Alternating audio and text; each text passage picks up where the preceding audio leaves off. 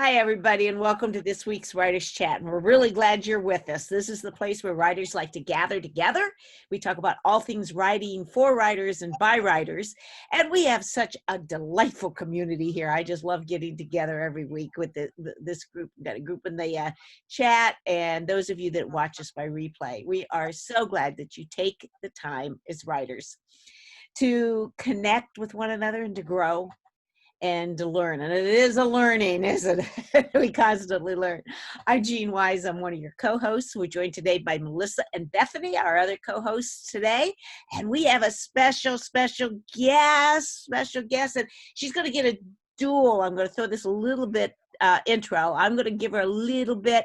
Then I'm going to have Bethany say something, because I know Bethany has worked with her for a long time. That Vicki has been a friend to the serious writer community probably from day one. I think she's been a part of it. A lot of all of you may realize that. She is a treasure in the serious writer community, and she's a blogger and a speaker and a mom and a wife and a teacher, and she's got lots of experience in the area of furniture and design industry. And she's got 2 books, and I'm going to hold one of them up here, Heart and Home. This is a beautiful book.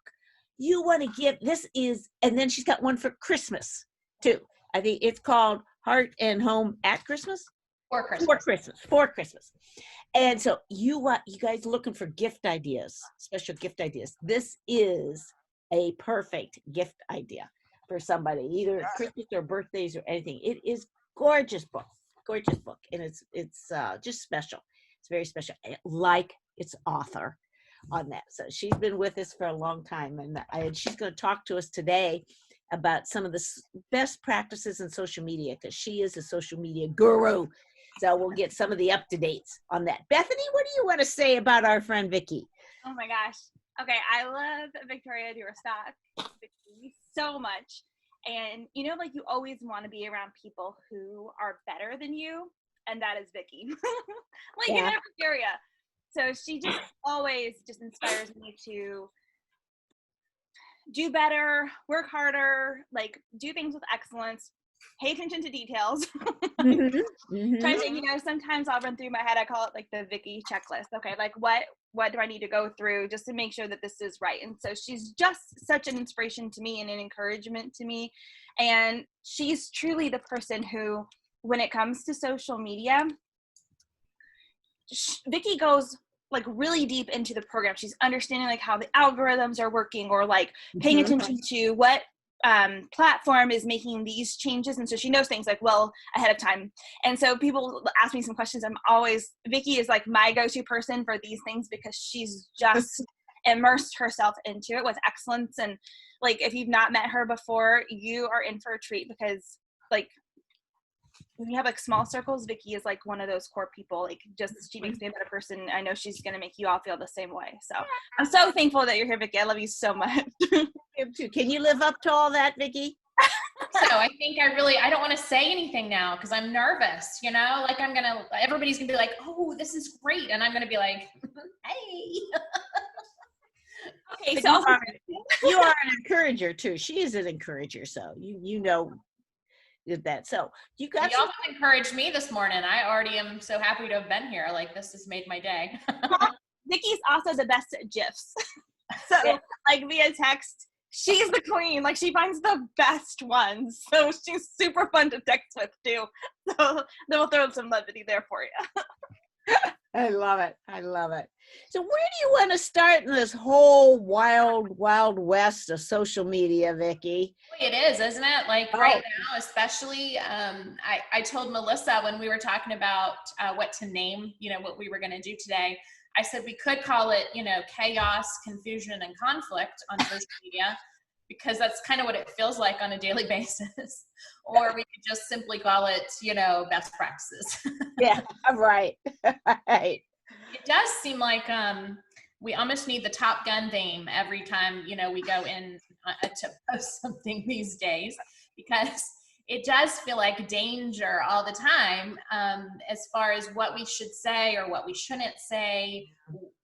Who am I? Who are my people? It's just it's a difficult time. 2020 has presented new challenges that already was a challenging place. Social media was already a challenge for most of us as writers, because that's really not what we got into this business to do.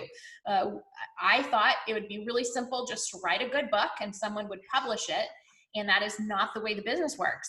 You actually have to, know a little something about building platforms and people knowing who you are. And I had been at home a long time. This was a whole new world for me. So yeah, I mean, it is the Wild West. And I think navigating this well is proving to be the big challenge of 2020. Yeah. And we've talked about as writers, we wanted to write. Like you said, we didn't want to do all this marketing, and this is not, it's a place we have to be as far as reaching out, and it's a part of the platform, and you've got to do it. And yet I think we all kind of get dragged into it a little bit. Most of the time kicking and screaming. Yeah. But I will say, one of the things for me is, as I've had to learn how all the different networks actually operate and the algorithms and things like that, there have been a lot of really great conversations that have taken place for me online and on Instagram and on Facebook. People that I have connected with that I would not have ordinarily connected with, that are in my same niche, or who are even just people who are searching for faith or religious beliefs. They want authentic interactions. And I've had some beautiful conversations, and I know others have as well, because they share that with me. Once we start to really reach out and be authentic online, we can have those interactions. And so as danger zone as it feels, it is still a great place to still build and still learn about who our audience is and who the people are that are going to want the books that we write and the other products that we produce. Yeah, we can focus on the negative, but I don't know, as optimists, it's sometimes better to choose the connection, choose how God's present every place, Absolutely. And I feel like maybe other people have really figured out how to network well outside of our Christian faith. They have figured out how to band together and promote well. And I feel like maybe sometimes Christians have gotten a little bit behind in that process. And if we could really leverage the resources that we do have in a positive way, we could make a difference, even greater difference than what we are. And so that's one of the reasons I really do like getting in the middle of the social media, because I do find there are lots of ways to do it well. Yeah. Yeah. Well, how do you want to start? What are some of the best practices in 2020 that we need to know as writers? Well, it is nice because I think some things haven't changed. The things that haven't changed are knowing who is your audience and where are they hanging out. That is still your primo numero uno, top notch. You need to figure this out. And this is hard to figure out right away. I remember I started with Facebook and Twitter and Instagram, and I said, well, we'll see which one picks up first, but Facebook is already bigger, and I think Facebook will grow first. And that was absolutely not what happened. Twitter took off, and I was shocked because that wasn't even a network I was building. I didn't know anything about it, but that's where things grew first for me. And so I think we still need to really know who our audience is and what kind of content they're looking for. On Twitter, I can have conversations about coffee, about faith, about, writing and marketing, but that's not necessarily the same kind of conversations I'm having over on Instagram, where my feed has more home decor and family and things like that. So you kind of have to kind of go all in and figure out what's going on first, which means lots of trial and error. And I had this conversation just last night. You kind of have to slap the spaghetti up against the wall and see what sticks. And I know not a lot of people like that, but that's how I test my spaghetti to know if it's done. If it doesn't come sliding off the cupboards, then I know, hey, we're ready to go. I have to test. And if something doesn't hit and people don't respond, well, then I don't do that again, But if I find a piece of content, maybe it's a piece of something funny. and I get a lot of reactions and a lot of content, then I need to do that again. And I need to analyze, was it at what time of day and what kind of people and who are my people? Are they young? Are they old? And Bethany talks about this a lot. You have to know your demographics and know where people are hanging out already. And that means you have to do some research. Yeah. And what are some of the best practices in research? Because I know somebody will ask that question. If you had to mention at least one or two places, at least to start, to get some of those demographics. Well, my favorite is Google and Pinterest. Those are my two places I'm always doing research. Hootsuite came up with some good demographics that I just pulled up from this week. Instagram still has 1 billion users, and 500 million of them are active every day.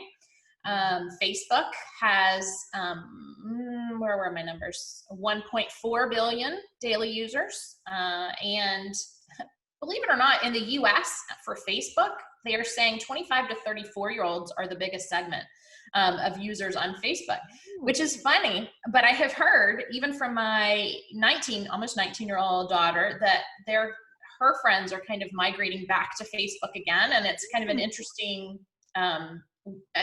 trend for me to watch. And then Twitter, even though it's very political currently, there are 330 million active users. So it is good to do the research, figure out where people are. Wow.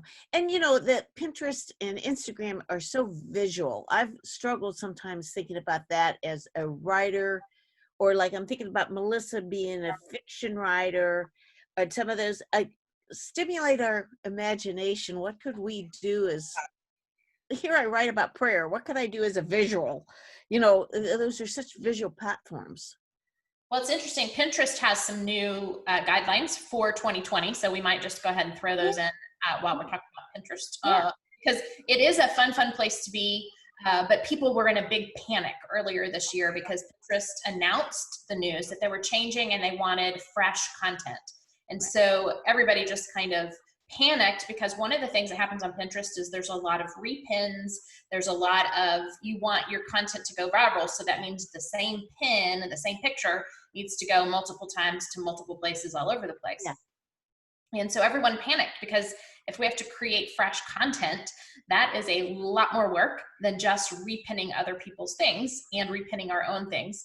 And really, when you got down into the nitty-gritty of exactly what they were saying, the bottom line is they wanted fresh images, but the copy, the content that we create, and the domain, the URL, they can stay the same. They don't have to change. So you don't have to rewrite new things to say on each pin, but each image needs to be fresh. And you kind of watch the engagement on that pin. As soon as it starts to kind of die off, put a new pin out that has a fresh image on it, something that hasn't been used before. So this is a warning for those that love stock images like me, to not necessarily rely on those. We have to change them or alter them in some way so that somebody else who uses the same stock image doesn't use our fresh content.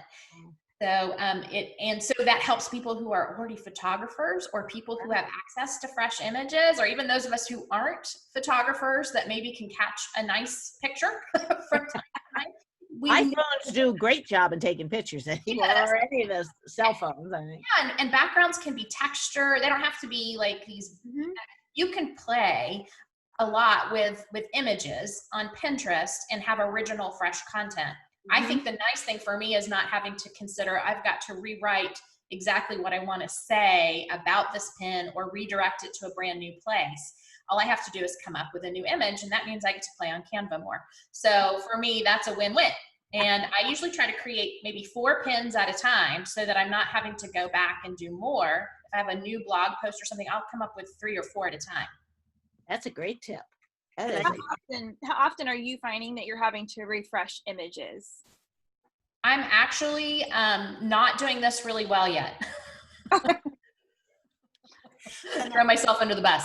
I have just kind of gone back in and starting to pull some things that I know have been in there for a while, because I do use Tailwind. I do use the Tribes to help get the content going. And I'm pulling some of that stuff out of Tribes because I know it's been there for at least a year. What is happening is they're not going to not show your pin to people, but it's going to be underneath a lot of other things. So for instance, my roast beef slider recipe, if everybody's doing roast beef sliders, then only the freshest, most recent pin that's new, has a new image, looks different, will be at the top, and everybody else falls underneath.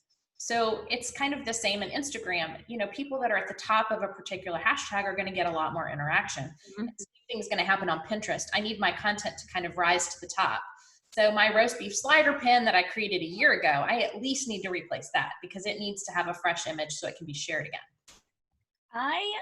That's okay. So this is encouraging. Let's look at the encouraging thing here is if we want to redo our Pinterest boards, yay, let's do it and flood the fresh images in there and maybe per board. And you could just if you have 12 boards once a month, you could say, okay, I'm going to refresh all of these. Yeah. And I think that the once a month is probably a good goal, right? Like I would think that after a month of pins and repins, your content's going to start to kind of slide if you're watching your analytics. And then they say, go ahead and share one of the new pins. Right now, I've just been flooding all my new pins. Yeah.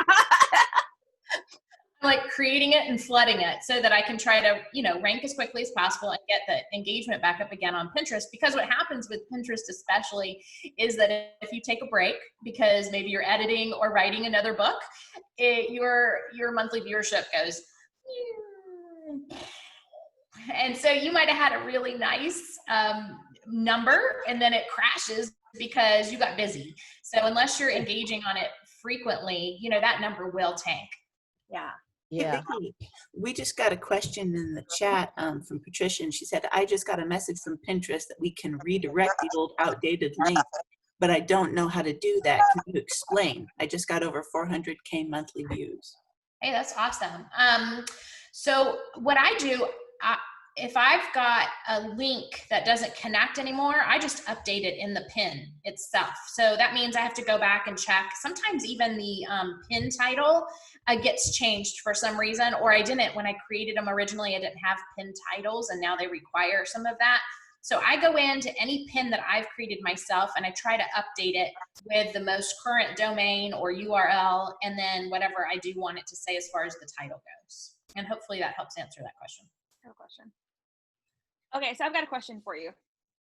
I haven't touched Pinterest in a really long time, and they have the sub folders now within the boards, which I love. Is it worth the time to move the pins into sub things so you have the broader board and then the sub folders underneath? And this might not be the right terminology, but if I've got a social media board, start moving some of those into a holiday board and then move Thanksgiving, Christmas underneath there? Or do you think that it's better to leave them as separate boards and do subcategories within there? I guess how broad do you think the pin board should be? Yeah, my experience, I have only one board that has the subfolders underneath it. And anytime I go to save something to the subfolder, I always end up forgetting, and it hits the main folder first and then I have to move it later. So for me, it's more of an inconvenience. As far as traffic goes, I feel like having a separate board is actually better, because if I type in that keyword and I need that to pop up, that board will most likely come in as a keyword. And that is one really good tip for Pinterest too that I learned along the way. I was always trying to create these cute little board names like pithy quotes. That was one of my favorite ones. But can I just tell you that nobody searches that? And it is a search engine, isn't it? It is. So Yeah. you have to think SEO in terms of Pinterest. What are my search engine terms? And so I need to come up with something like funny quotes or, something not, I think I did just for laughs or something. I was just trying to think of cute ways to name my boards, and you don't want to be cute because people don't like me. And it's shocking to me sometimes that people don't think like I do, but they just don't, and they don't search that way. So you have to really, be clear, have a clear message on your board of what it is. And the second tip on Pinterest that's really useful is to have a board that's just completely your content, or multiple boards that are completely your content that parallel other boards that have other content you've curated. So when I was working on the Heart and Home branding and content, I have a Heart and Home board that has all the pins, yes, that goes with the book, that were just specifically Heart and Home related. They went to the blog, they went to the book, whatever. And then I had another board called For the Home. They're kind of parallel boards, kind of same types of content. except that for the home, I would share other people's pins on. So decor ideas, decorating, paint swatches, things like that, as well as my pins. So my pins would have 2 places to reside, and people could maybe just follow For the Home and still see my content. But if they followed Heart and Home, it was all mine. And that was one of my future boards, so that it would show up behind my little face on my profile. That was a great idea. Brilliant. Great idea. It works really, really well. Yeah. Can you talk just a little bit about, well, more than a little bit about Instagram too? That's the animal I play with just a little bit. I've done much more with Pinterest than Instagram. Maybe some current best practices with Instagram. Well, Instagram, again, some things are still saying the same. Across the board, video content is still getting the most reach and the most impressions. Instagram has enabled the ability for anytime you do a live video, now you can save it to IGTV. IGTV is starting to finally see the growth that they were looking for. And people are using it really successfully to have separate series, which I love, love, love, love, love, love. The idea of having your own channel where you get to do a different series on different topics. Because I'm a person that loves a lot of variety and I love a lot of different things. I don't necessarily want people to follow me and think they're only going to get one thing from me, because I'm going to cover a lot of stuff. And so if they only want maybe things I'm going to talk about with writing or things I'm going to talk about with home decor, then they can just click on series and follow only the videos that are in that series. So video content really still is king, and video is growing on Pinterest. Video is growing everywhere else as well. So anytime you create any kind of video content, you want to figure out a way to slice it and dice it and put it in all the different spots so that it lives everywhere in case your audience is there. Because remember, we're trying to create stuff that's actually going to bring value to the people who are interested in what we're doing. Right, right. And can you do it? Like, can you do a Facebook Live and broadcast at the same time on IGTV? No, they are not crossover platforms at this point. But the Facebook Creator Studio does allow you to post to IGTV from within that framework. So they're making it easier to put content in between the 2 networks. It's just not going to be a direct access yet with Instagram. They still like having a little bit of separation. Okay, talk about Facebook Studio. I don't think I've heard of that. Bethany, did you have something you wanted to say about video real quick? Yeah. It's actually transitioning into Creator. So like, if you talk about Creator Studio, I have a question / observation. Okay. Yes. So business.facebook.com/Creator Studio is what you can go into to schedule posts for not only your business pages, which again, those are your business profiles on Facebook. A profile is personal, page is business. So anytime we're talking about a Facebook page, that's a business page. So your writer page, your author page, whatever you want to call it, you can schedule posts to go directly onto business pages, as well as there's an Instagram button. So you can switch over and you can actually schedule posts to go directly onto Instagram as well as IGTV. So they're giving you that opportunity to do both. And it is a free service. So because it's native to Facebook, I think this is my kind of, I'm going to make a prediction that eventually Facebook and Instagram will shut the doors to letting Buffer and Hootsuite and MeetEdgar and everybody else work within their service. And I think that they're just going to require you to use the native application in order to make the post. That's what I think they're doing. Okay, that was my observation. So 2 or 3 months after Creator Studio happened, we see issues now within posting from our scheduler into Facebook. We don't use it so much for Instagram, but definitely in Facebook, like just weird glitches or things happening. And I thought the same thing. I thought, you know what, they're going to make this somehow in their system, they're making it very difficult, because I'm not mad at Facebook in this scenario. I'm mad at my scheduler, right? And they're probably doing the best they can. So I agree with you. I think, and what a smart play. Let's just be honest, from a business standpoint, what a smart move for them Well, you can already look at Instagram and know that because of the way the algorithm is set up, they're giving you benefit if you use in-app filters versus bringing in a filtered image already. They want you to use their filters. They want you to crop and change within the app. And so it makes sense that they're going to want you to stay within the app in order to schedule posts and things like that. And they know people need to schedule posts because many of us are trying to build a brand, build a business, build online, and we can't just live on the app every day. We're saying we need to post regularly and be consistent, which is one of my best practices across the board for any of our social media. Then we can't live on here. We have to schedule in advance or else I will go insane. Like I can't do it. I have to use a scheduler. And I have loved Buffer, and I still love Buffer because it does help me post to Twitter, and it still works on these others.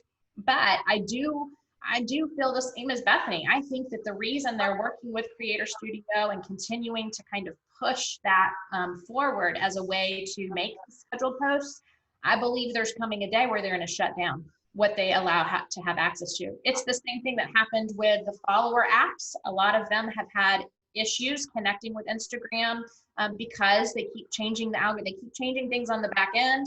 They can't connect anymore. It's more of a pain to try to make it work than it is just to stay inside the app and figure it out.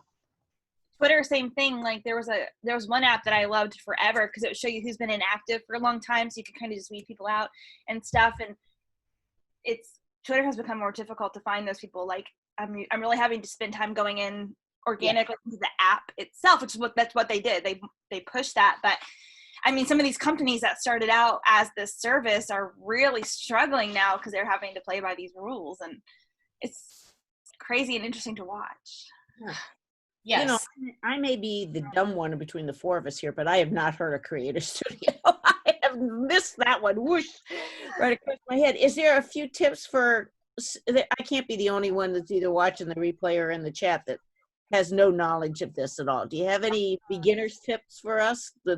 I just went to it. I noticed it's actually picked up some of our church videos that I'm in already. So I've got activity there. I just couldn't believe that. So it will show you posts that you already have. And it will tell you your insights like likes and comments. So it gives you some analytics. You can go in and even look at your audience and you can see what time of day they're active. And this is useful. I was actually working with a client who I post for social media for her, and we were posting early in the morning. And we went in and looked at her analytics, and nobody on her feed's really active until 3 o'clock in the afternoon. So like we're making these posts when nobody's around. And so we're adjusting that whole concept of what time of day to post based on some of the feedback we're getting in the analytics there. But as far as using it, it's not terribly difficult. You get to type, which is wonderful. Everybody always complains, on Instagram especially, I have to post on my phone and I'm all thumbs and so you can actually type. This is a great way. Schedulers are great because you can use your laptop. You can sit and actually use a keyboard to type up what you want to say. You can put your hashtags in. It even lets you select your city, which you always should, because you can pick up different people from around the world looking at particular city things. And then you can schedule. It doesn't have to publish right away, or you can set it to draft. So sometimes I'll upload a bunch of graphics at one time and come back and add my copy or add my hashtags later, kind of because I work in batches. And then I will schedule when I'm ready. that is a great idea. So So schedule out for, future, which is my homework assignment is to become familiar with Creator Studio. That's my assignment today. It's an advantage to figure it out, maybe kind of now, play around with it a little bit, because I do think it will be more important as we get into the future. And it's a free resource right now. So, the other ones, especially if you have multiple accounts that you're trying to keep up with, you're paying for. And so they're giving you a free service. And I don't know if it'll stay that way forever, but it seems like it makes sense just to go ahead and at least play around with it and get comfortable with it and upload a picture and see what it does. Okay, that sounds good. And Isabel asked a little bit about schedulers, about Buffer, but she had never used a scheduler. Can you give a good place to start with that other than like Creator Studio? That's definitely one place to start with scheduling. Is there another one that's easier or free or whatever for a good place to start? I think, well, I believe Buffer still does the 3 accounts for free. And I think Hootsuite still has a free kind of trial, or you can at least do 1 or 2 accounts, something like that in the beginning. They just lay out a little bit differently on the screen. How you use them just looks a little different. I stayed with Buffer as long as I have because of the ability to direct schedule to Instagram. I didn't have to get my notification and then hit yes and then have to like put the item actually in Instagram. It actually did it directly. So that's why I loved it. But Facebook Creator Studio is doing the same thing. It is direct scheduling. And to me, that is a huge, if I'm doing deep work and I'm like, like if you're in the moment and you're writing something really like astonishingly good, you don't want to stop and like make an Instagram post. Like you want to just kind of stay in the moment. And so for me, I may not be writing something astonishingly good, but I don't necessarily want to stop what I'm doing and try to make a post just so that I can stay on schedule. If something will do it for me in the background, it's an automation that just saves me time and saves me that creative break of going to do something else and coming back. Yeah, that does sound like the best practice. But they each are kind of set up a little differently. I started with Buffer, which is probably why it was easier for me in the long run. But I've used Hootsuite for other clients, and now I'm using Creator Studio for clients because it's kind of the same thing. You kind of load your picture, you load your copy, but each one is just kind of laid out a little differently. Some look like a calendar, some are just boxes that go straight down. So it just depends on kind of your preference. People will ask me, which one should we use? And I'm like, well, the one that you're going to use. That's a good point. That's right. I mean, at the end of the day, whether you pick Meet Edgar or any of them, which one will you use? Then that's the one you should choose. Yeah. So a best practice is to use a scheduler and become familiar. Oh, for sure. Narrow it down to. And is there still some rules about how often to post and all that on all the different social media? There used to be little graphics that you should post this many days on this. I got them. So that all just became mush in my head. Sure. Well, it's going to depend on your audience, and it kind of depends on how you train them too. I mean, the biggest thing with Twitter is Twitter moves so fast. Nobody really goes back to your profile to see what you posted for the day. So you really want to show up in somebody's scroll. And in order to show up in somebody's scroll, you want to post multiple times in a day. But you're not going to start there. If you've never been posting on Twitter, I don't want to tell you to go out and post 6 times a day for the next 5 days, because you'll say, forget it, and you won't even try. Yeah. What you need to do is post once a day and get really good at that for a little while before you try to start posting maybe twice a day and show up maybe in the mornings and the evenings. Just start kind of slow and steady and then add in as you go. And that's where the scheduler helps, because then I can look at content that I'm posting. And we've talked about this a lot, our buckets of content, who we are, what we want to be about, what we're kind of trying to build authority on. If I'm hitting each of those 6 things in a day, then I can do the same thing again the next day.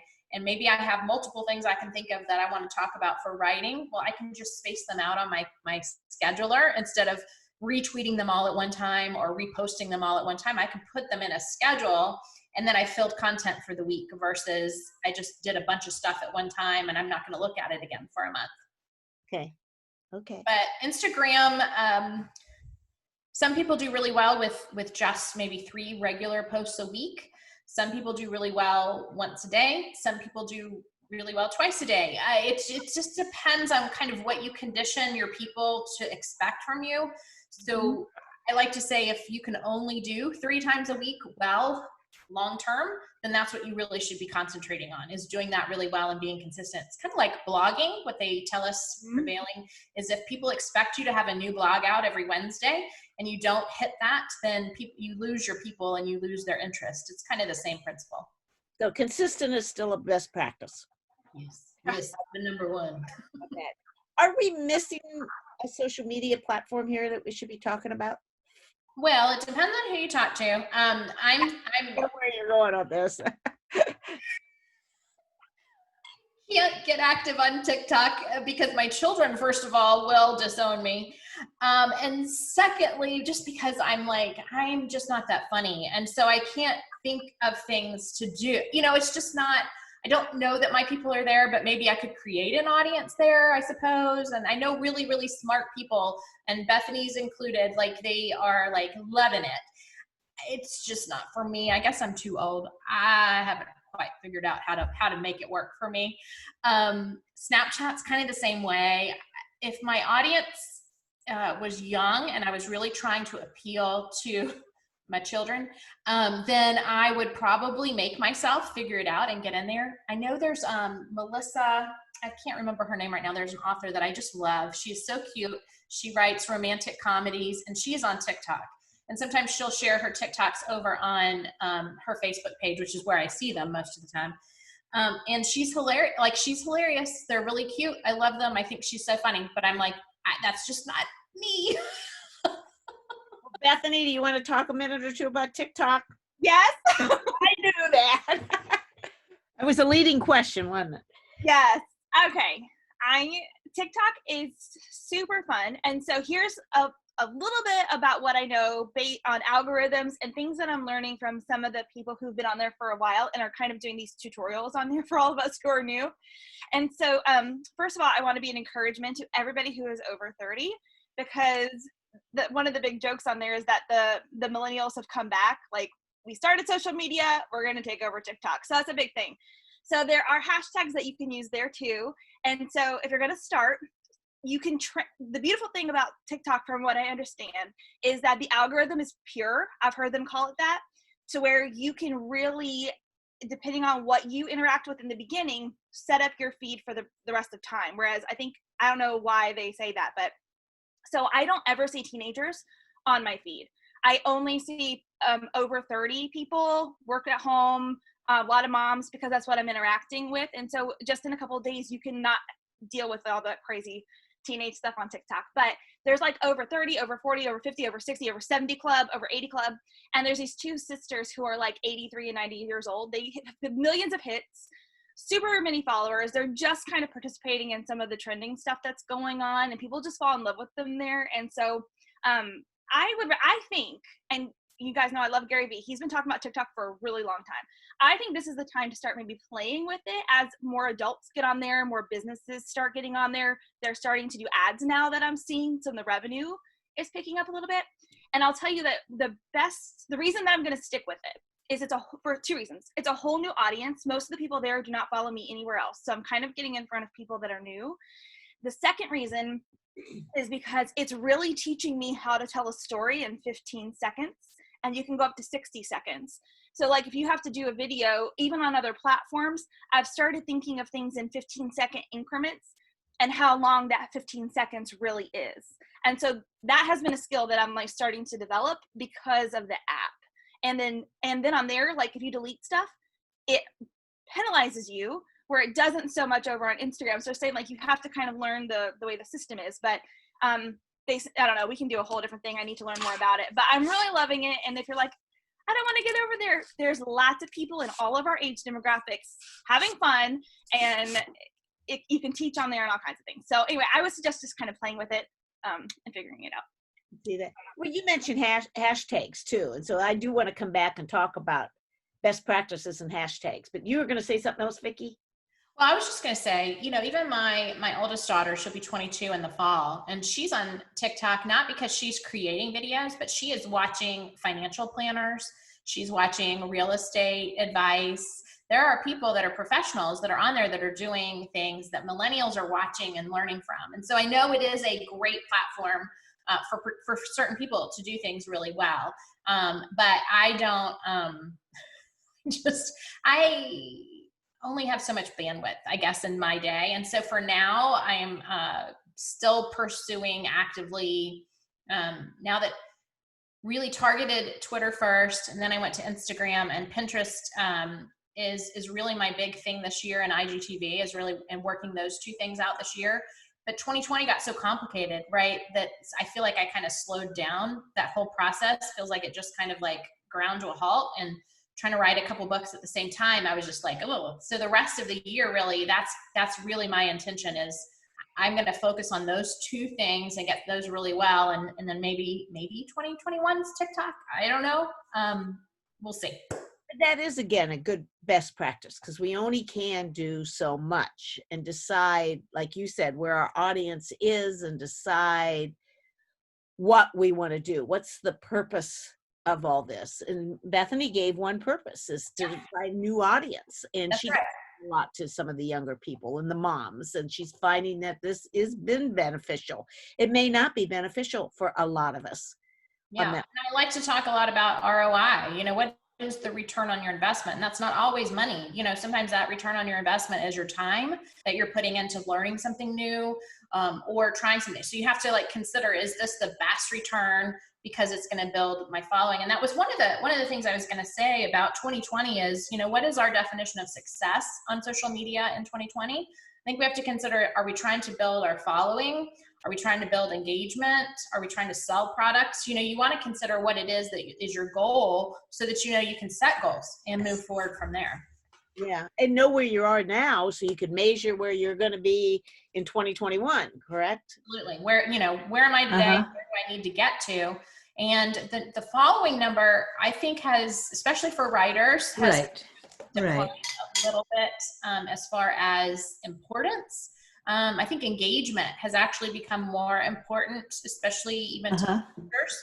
They want to know, people having That's conversations. fine. Are people having That's conversations? fine. I mean, we know, that's, Sophia, can you mute yourself? I think we're hearing you. Talk. All right. So, you know, we're having conversations online. We need more engagements. If people comment on our posts, we need to comment back. You need to have 5 words or more. You know, these kind of things are the things that build engagement.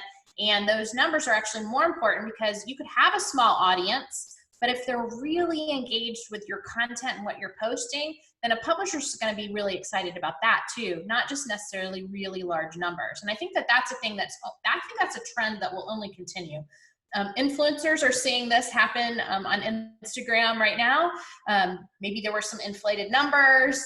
There are some really famous people that have had some really inflated numbers, and it came out later that their numbers had been falsified. And so now people are rethinking, you know, having Instagram influencers promote their products. Instead, they're saying, how about some people that have maybe smaller audiences, but everybody is really excited and engaged and in tune with what they're doing. And so, you know, those same things are going to affect us as writers who are trying to build platforms and connect with people. That engagement's going to matter. I agree. And Bethany, I think you've talked about that in the past a couple of times, about, what do you call that? Your core group, your tribe, or? Yeah. Sorry for any background noise. We've got the girls are over here, but it's just like what Vicki said. And I think it takes longer and more work to actually figure out what's going to hit there. Like, as an example, I get maybe 40 likes on Instagram, and like I had empathy, like in Enneagram ones, 700, 800 likes, but the follows didn't match. And this is why your analytics are so important. There wasn't enough there for them to stay. And so, like Vicki said earlier, doubling down on what's working and starting to skew the feed that way, that's the trend I'm going to go. But unless you throw stuff out there, you're never going to know like what hits. And so that's why it's so important. Yeah, on that. I don't know what we got a question in the chat, and we were talking about hashtags, but we've got about 15 minutes left. So Vicki, I want to see what other best practices did you have in mind, or we can go to hit the questions. Yeah, so I had a couple other things written down. Groups are still being promoted widely. Facebook, if you've watched TV at all, you know the ads have been hitting for at least a year about groups. And Facebook has said that they really want to get rid of personal timelines. They really want it to be group oriented in general. The danger with groups right now is that some of them have become really toxic. Even business oriented groups, some mom groups, because of the culture conversation that's happening. If people avoid the conversation, it's getting brought up as, why are you avoiding this and not talking about it? Or people are talking about it and people are like, well, I was really just here for business, or I was really just here for, so right now groups are kind of like danger zone area, but I still think they're really beneficial to be part of. I think it's great because we can learn, we can sit and we can just listen in a group, and we can see what kind of questions people ask. that can help us drive content that we're going to create to put online. It helps me be informed about what people really are thinking out there, because I do tend a lot of times to think that people think like I do. And if you're online, you realize they just don't. People have different perspectives, and it's a really great way for us to learn what we're facing and how we can be more positive. I started posting positive and encouraging messages way back in 2016 because everything was so like angsty back in that election year. And I wanted to make sure that I was always saying something positive, encouraging, inspiring. And it seems like it's coming back around to that same, just this is a really heavy atmosphere. And I want to make sure that my content is still encouraging and inspiring, and I'm still that person. And so I think group growth is still there if everybody can kind of hold it together for a little bit longer. Instagram has promoted some of that group talk and orientation, because now you can have these Instagram threads on the backside, so you can have multiple people at one time do video conferencing together and have threads that are happening back there. LinkedIn has some groups. There's a lot of different places that have the group idea now. So it's a community of people like-minded about certain topics, and that's really where a lot of growth is happening. And then, my other thing is user-generated content. Now, like brands do this really well, because what they do is they ask people to take pictures with their item and send them in or tag them. And if we could really figure out a way to harness the user-generated content, we would do really well. Now, people who have books published already, this is an easy thing to do. We can ask people to take a picture with our book in the store, or like Jean, like we could take a screenshot of Jean, and I could use that in my content and say, look, this is a user, this is a friend, this is whatever, who's submitted this. And I did that quite a bit with the Heart and Home books when they released. I have a really cute picture of one of the little girls that I know. She's about 2. She's holding the Christmas book, and it's super cute. So that's user-generated content. Now, if you don't have a book out yet, that makes it a little harder. But I think that we can find ways to have feature other people talking about the topics that we are interested in, talking about the things that we are putting together and that we're passionate about. And that is a natural way to promote those conversations, because we're encouraging other people into our story. Yeah, I like that. I always love to see the authors discovering their books at a bookstore or at the end cap of in the airport. Look what I discovered. And I love it that we can find our friends' books and send that picture. Yes, it is fun for us to do, to keep in mind, because that turns around and helps out. It's not probably as helpful as a review is. Absolutely. Brands know that if they can get a regular person to show that they wear their shoes, or they drink their coffee, or they wear their sunglasses, then more regular people will connect to that versus just a regular ad. And so it's the same thing. If people who look like my consumers will put their pictures online, and then I can share them, all of this interaction, that will be like, oh, well, I want that. I want to be like that. I want to connect with that. That's that whole mentality there of what we want to build with user-generated content. Patricia asked quite a while ago, so I don't want us to lose that about pin redirects. And she says, does anyone know how to do a pin redirect? Because Pinterest says just to change the link isn't enough to redirect the post or the pins on that. I don't know anything about that. I know I can change my URL and, have it go to a new place, but I don't know specifically about a redirect. Yeah, so Patricia, I think you're going to probably have to maybe Google that one or do some more research. And Tailwind has a whole YouTube channel. You don't have to be a Tailwind user to utilize that. They have a lot of great information. I love watching those videos because I learn so much. So maybe Tailwind YouTube channel will have some information on that. Great tip. That is a great tip. We got about 10 minutes left. Bethany or Melissa, do you have a specific question, or you want to tap Vicky's brain and then we can invite people back on? I was just going to comment that I think what Pinterest is doing also will help you if you have a blog on your website to refresh old content just by adding new images and then getting people to that site or that that blog post. So there's a lot of potential for growth at Pinterest from my perspective. Yeah, I agree. Because it's not you having to create brand new content all the time. And I think that's where I got off a couple years ago, was I thought I always had to create something brand new all the time. And that's exhausting when you're also trying to write books and write proposals and write blog posts and do all the other things. Trying to create new content all the time for social media can be just debilitating. So I think that that's very useful, is to say, what do I already have that exists that I could promote to again? Maybe you wrote some posts at Christmas time a few years ago that are still relevant and they will still be great. So by the time Christmas rolls around, have some new pins that will go to those posts. You know, I mean, I think that just that prep work, that we should be looking ahead and saying what's coming, 4th of July, anytime there's holidays, back to school, if that happens, we don't know. But, you know, all of those things, we can still look at a calendar and say, this generally happens in a year. What do I already have that I could use again?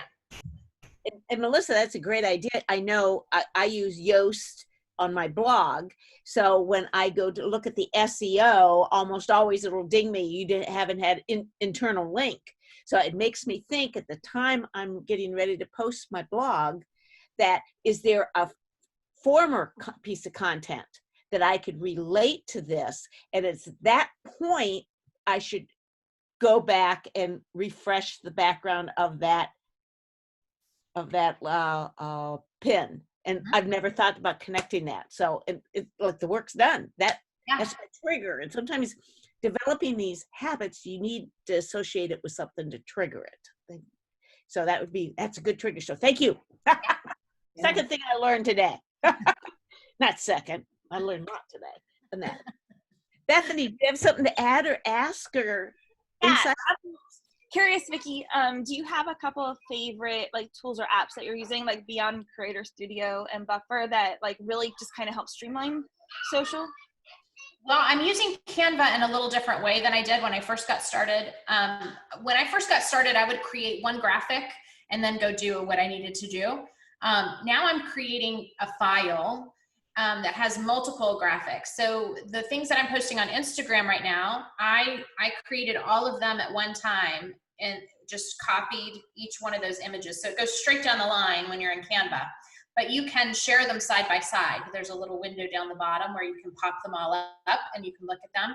And then I shrink my window until it's just 3, 3, 3, 3. And I look at what's going to happen for the month. Just graphics. It's not my copy and it's not anything else, but it's just graphics. So I can see what that will look like. And then I drag and drop and I move some things around.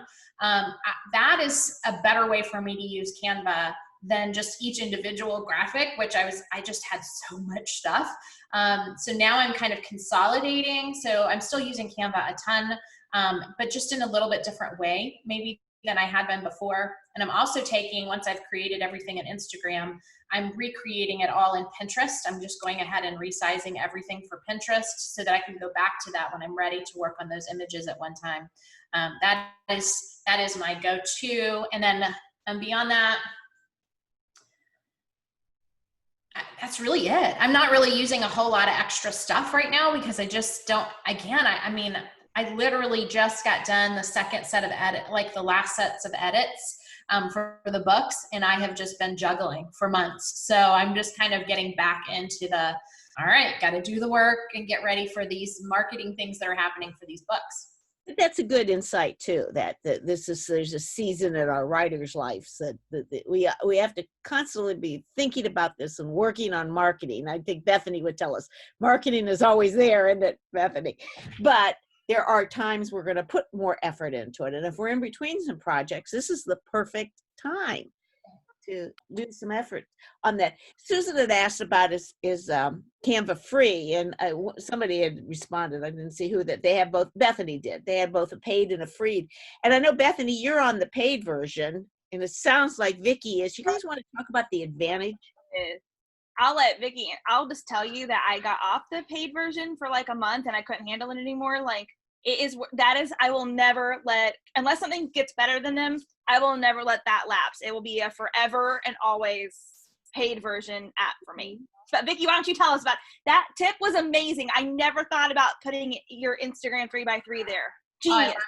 I love doing it. It has made it so much better. And because Canva now tells you what pictures are in your, like what colors are in your pictures, they'll let you see all of the pictures at one time and you can just click the colors. It's just like so easy that I'm like, I don't even have to think as hard anymore. It is actually pulling out every single picture that I have in that file, and it will tell me what the colors are, 5 top colors from each one of those.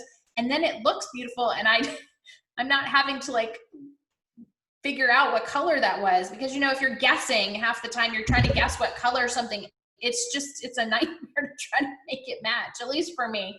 And so the app does that. The reason I buy the paid version of Canva is because of the automatic resize button. That is the number one reason. And I know you can type in the numbers and you can change it, and I have done that. But I'm also starting to incorporate some teams into my work, because I am taking on more social media clients. And because of that, I need other people that can come in and can look at graphics and can learn the program at the same time. So for me, paid is one that I won't go back off of either. There are only certain tools that I feel like are worth paying for. That Scheduler has been one, but it looks like I may not have to stay there on that. Although I don't know what I can do for Twitter, since there is not a native scheduler for Twitter. So I may have to keep something for that. The Canva paid version, and then I am paying for Tailwind Tribes, because it does help to be involved in groups that are helping push your content to the top. There's just no way to do this alone. Whew. This has been great, Vicki. It really is a quick update and inspiring and educational. And we'll invite you guys, come on back in. If you can't get back in, I know there was at least one person, I can't even remember now, who we took off video when you came back on. But if you can't get on, just put it in the chat. That help, I'm in writer's chat jail, as we call them, and we'll let you back in. And come on back in, and we'll see if there's any final questions in a couple minutes. And Melissa, I did not look at next week's. A lot of times I glance, so if you'll look real quick, if you don't know, so we can promote what we have next week while we're still on. And Isabel was asking about what tribes were too in Tail, so you might want to at least address that real quick. As I say, I believe Tailwind Tribes. Yeah, Tailwind Tribes. What exactly is that?